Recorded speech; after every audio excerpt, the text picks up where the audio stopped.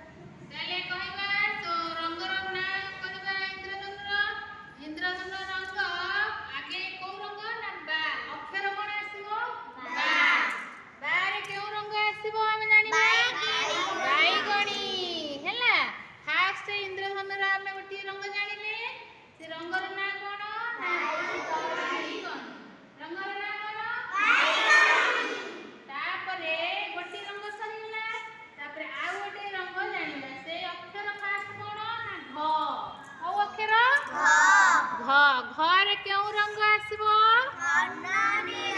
ଘନ ନୀଳ ହେଲା। ଆମେ ଘରେ ଘନ ନୀଳ ବୋଲି ଜାଣିଲେ। ଗୋଟିଏ ଅକ୍ଷର ଜାଣିଥିଲେ କଣ? ବାରେ କଣ? ତାପରେ ସେକେଣ୍ଡ କଣ ଜାଣିଲେ? ଘ। କଣ ଜାଣିଲେ? କଣ ଜାଣିଲେ? ଘରେ କୋଉ ରଙ୍ଗ? ଘରେ ଘନ ନୀଳ ହେଲା। ଆମେ କେତେଟା ରଙ୍ଗ ପାଇଲେ? ଦୁଇଟି ରଙ୍ଗ ପାଇଲେ। ଗୋଟିଏ ହେଲା ବାଇଗଣୀ, ଆଉ ଗୋଟେ ହେଲା ଘନ ନୀଳ। ଇନ୍ଦ୍ରଧନୁର ଆମେ ଦୁଇଟି ରଙ୍ଗ ଆମେ ପାଇଲେ। ବୁଝିପାରିଲ? କାଇଁ ଆଜ୍ଞା କେତେ ଶୁଭୁନି କବାଟି? ତାପରେ ଆମେ 3 ନମ୍ବର ରଙ୍ଗ ଜାଣିବା। 3 ନମ୍ବର ରଙ୍ଗଟା କଣ? ନା ନରେ ହର୍ଷିକା ନି। ନି ରେ ଆମେ କେଉଁ ରଙ୍ଗ ଜାଣିବା? ନୀଳ।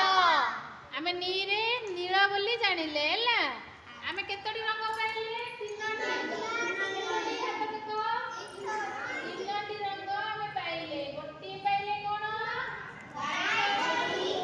ଗୋଟିଏ ପାଇଲେ ଘନ ନୀଳ, ଆଉ ଗୋଟେ ପାଇଲେ ନୀଳ ହେଲା। 3ଟି ଆମେ ପାଇଗଲେ। ତାପରେ ଚତୁର୍ଥ ରଙ୍ଗର ଅକ୍ଷର ବିଷୟ ଜାଣିବା। କଣ ସେଟା? ନା ସ। ସ ରେ ଆମେ କେଉଁ ସ ଜାଣିଲେ? କଣ ଜାଣିଲେ? ସ ରେ ଆମେ କେଉଁ ରଙ୍ଗ ଆମେ ପାଇବା? ଦେଖ ସ ରେ ଆମେ ସବୁଜ ବିଷୟରେ ଜାଣିଲେ ହେଲା। ସ ରେ ସବୁଜ ଆମେ କେତୋଟି ରଙ୍ଗ ପାଇଲେ? 4ଟି ରଙ୍ଗ ପାଇଲେ। କେତୋଟି ହାତ ଦେଖାଅ ସମସ୍ତେ? 4ଟି ରଙ୍ଗ ଆମେ ପାଇଲେ। ଇନ୍ଦ୍ରଧନୁର ଆମେ 4ଟି ରଙ୍ଗ ବିଷୟରେ ଜାଣିଲେ ହେଲା। ତାହେଲେ ପଞ୍ଚମ ରଙ୍ଗ ବିଷୟରେ ଜାଣିବା। ପଞ୍ଚମ ରଙ୍ଗର ଅକ୍ଷର ଆମେ କଣ ପାଇବା? ନା ହ ରେ ଆମେ କଣ ନା ଜାଣିବା? ହ ରେ ହଳଦିଆ ହେଲା।